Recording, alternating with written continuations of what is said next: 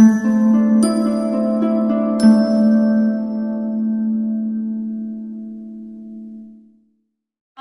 नहीं सताया जाए, ये प्रतिवाद कर रहे हैं। जगदताय गोविंदाय नमो नमः, गौ ब्राह्मण हटाए थे। जगदताय कृष्णाय गोविंदाय नमो नमः, गौ ब्राह्मण हटर व्रत के इतनी रक्षा करो प्रभु। योगी जी, हम आपसे हाथ जोड़ के प्रार्थना करते हैं, इन ब्रजवासियों की सेवा करो, रक्षा करो। इसी से आपका यश बढ़ेगा और इसी से आपका गौरव बढ़ेगा। इनसे कृपा करो और काले जोड़ को नष्ट करो और ब्रजवासियों के साथ में जय जयकार करो। आपकी जय हो, आपकी जय हो, आपकी जय हो। मेरा नाम गौरव गोस्वामी है, मैं नंदगांव का रहने वाला हूँ। गौरव जी, आपने प्रसंग सुना होगा कॉरिडोर को लेकर दो मत है। कुछ लोग चाहते हैं कॉरिडोर बने, लेकिन कुछ ब्रजवासी चाहते हैं कि कॉरिडोर जो समस्या का समाधान नहीं है, इससे कहीं ना कहीं ब्रज की संस्कृति नष्ट होगी। क्या करें? देखो, कॉरिडोर कोई समस्या का समाधान नहीं है, क्योंकि जितने भी प्राचीन मंदिर हैं उनको बनाने की एक शैली होती है। जैसे नंदगांव का मंदिर है, संकेत का मंदिर है, आदि अनादि जितने मंदिर हैं ये बज्रनाभ जी की शैली से बने हुए हैं। अब आप सभी मंदिरों को आप अक्षरधाम मंदिर की शैली पर नहीं बना सकते हो। ये ब्रज की अपनी एक शैली है। ब्रज में छोटी छोटी परिक्रमाएं, जैसे आपने सुना होगा कि जैसे काशी में जो कॉरिडोर बना है, काशी के कॉरिडोर के बाद देश विदेश से लोग जो आते थे वो उन गलियों को देखने आते थे काशी की, कि काशी सबसे प्राचीन नगरी है विश्व की, तो उन गलियों में वो जाना चाहते थे, घूमना चाहते थे।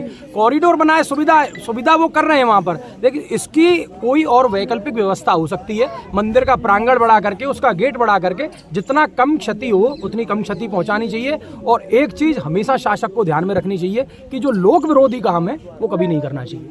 ये लोक विरोधी कार्य है, ऐसा लोक विरोधी कार्य कभी नहीं करना चाहिए। कॉरिडोर नहीं बनना चाहिए और जो कुंज गली है वो कुंज गली रहनी चाहिए। वैकल्पिक दर्शन की व्यवस्था की कोई भी सरकार बना सकती है और सरकार को बनानी चाहिए, क्योंकि सरकार के जितने भी नियम हैं वो लोगों के लिए सुलभ होने चाहिए। उन सुलभ नियमों से जो वहाँ पर व्यापारी हैं, जो उनके हमारे दुकानदार भाई हैं, जो भी पुरोहित भाई हैं, या जो भी वृंदावन के वासी रहने वाले हैं, जिन्होंने अपनी पूरे जीवन की पूंजी लगाकर अपने आप को वहाँ पर, और सबसे बड़ी बात तो ये, जो व्यक्ति जैसे जो दर्शन कर रहा है और गलियों में रह रहा है, उन गलियों में उन्होंने मकान बना रखे हैं, उनका नित्य का नियम है कि वो जाकर बिहारी जी के दर्शन करते हैं। आप उनको वैकल्पिक व्यवस्था के तौर पर चाहे इंद्र के शासन पर बैठा, इंद्र के सिंहासन पर बैठा दीजिए, वो अपने वृंदावन की कुंज गलियों को छोड़कर जाना नहीं चाहते, वो वहीं रहना चाहते हैं, क्योंकि उनकी भावना ब्रजरस से जुड़ी हुई है, वो वृंदावन के धाम से जुड़ी हुई है। इसलिए हम ये चाहते हैं कि कॉरिडोर ना बने, छोटो कन्हैया या के बड़े बड़े नैन, और वृंदावन की कुंज गली में ठाड़ो मारे सेन बजाए गए और मेरे अंगना में बांसुरी बजाए गए। जय श्री कृष्णा। मेरा नाम सुशील गोस्वामी है और मैं नंदगांव के नंदवान मंदिर का सेवायत गोस्वामी। काफ़ी समय से हम सुन रहे हैं कि वृंदावन में कॉरिडोर को लेकर सरकार द्वारा नापतोल की गई है, मकानों पर निशान लगाए हुए, लगभग 350 मकानों को तोड़ने की है। मकान के साथ साथ वृंदावन की जो कुंज गली है उनको तोड़ा जाएगा, तब जाके कॉरिडोर बनेगा। और ये इसलिए बनाया जा रहा है कि जन्माष्टमी पर वहाँ भगदड़ हुई, उसमें 2 लोगों की, श्रद्धालुओं की मृत्यु हो गई। उसके बाद सरकार की आंखें खुली हैं। उससे पहले सरकार ने व्यवस्था बनाने की नहीं सोची, यानी कि लोग मरते हैं तब सरकार का जो तंत्र है वो जागृत होता है। अब सरकार कह रही है कि यहाँ विशाल कॉरिडोर बनाएंगे, भव्य द्वार होंगे, गलियारा होगा, पेड़ पौधे लगेंगे, खुला होगा। तो मैं ये कहना चाहता हूँ कि ये समस्या का समाधान नहीं है, क्योंकि हर जगह की शैली अलग है।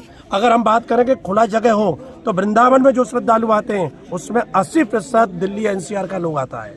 और अगर खुला वातावरण, कॉरिडोर और वृक्ष, ये सब चीज़ अगर उन्हें देखनी होती तो दिल्ली में अक्षरधाम का मंदिर है जो कई 1000 करोड़ रुपए का बना है, लेकिन दिल्ली वाले वहाँ नहीं जाते हैं, वो वृंदावन बांके बिहारी की कुंज गलियों के दर्शन करने आते हैं। अब सरकार वही चीज़ यहाँ बना रही है, तो फिर यहाँ जब क्या फिर तो वहाँ पे है, उनके लिए ही तो बना रही है। तो वो श्रद्धालु, मैं ये कह रहा हूँ कि यहाँ बन जाएगा तो शायद वो श्रद्धालु फिर वृंदावन की कुंज गलियों दर्शन करने नहीं आएंगे, वो फिर अपने मन में ही अपनी भावना रखेंगे।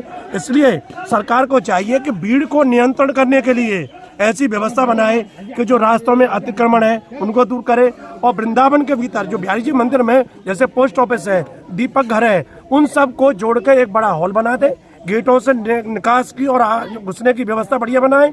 गलियों को जो अतिक्रमण है उनको जब हटाओगे तो चौड़ी हो जाएंगी, यानी कि अंदर की व्यवस्था बनाओगे तभी बनेगी।